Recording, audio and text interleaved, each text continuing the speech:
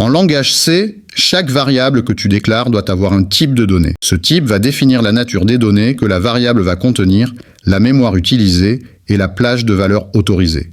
On va voir les 5 types de bases essentielles. 1. Int, les entiers. Utilisés pour stocker des nombres entiers, positifs ou négatifs, comme 5, moins 42 ou 1000. La taille en mémoire, généralement 4 octets sur 32 bits sur les systèmes modernes. Exemple de déclaration, int age égale à 25. Remarque, si tu es sûr que tu n'auras que des valeurs positives, utilise unsigned int pour doubler la plage positive. Exemple, unsigned int population égale à 50 000. 2. Float, les réels à virgule flottante, simple précision.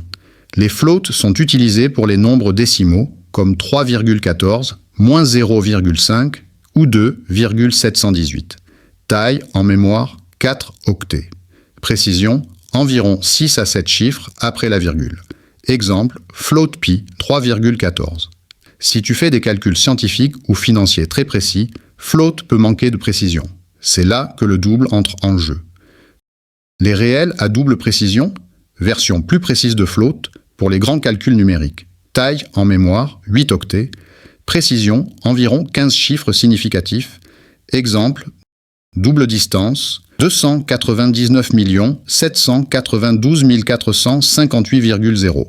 Conseil, si tu travailles sur des formules mathématiques complexes, physique, finance, utilise double par défaut. Les caractères. Une lettre, un chiffre ou un symbole. Taille en mémoire, 1 octet. En réalité, chaque caractère est codé par un nombre table ASCII. Par exemple, A égale à 65, B égale à 66, etc. Tu peux même faire des calculs avec 5, les booléens vrai, faux.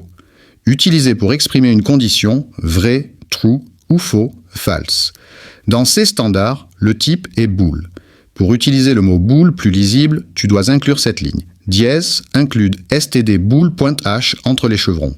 Exemple, bool est abonné égale à true, très utilisé dans les structures conditionnelles, if, while, etc.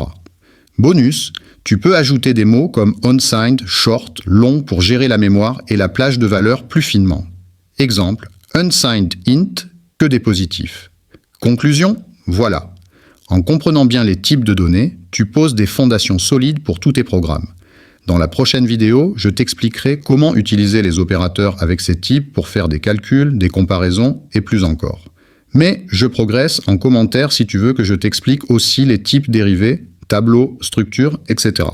Et n'oublie pas, abonne-toi à Coding Facile, Astuces, Motive pour rendre la programmation enfin simple et motivante.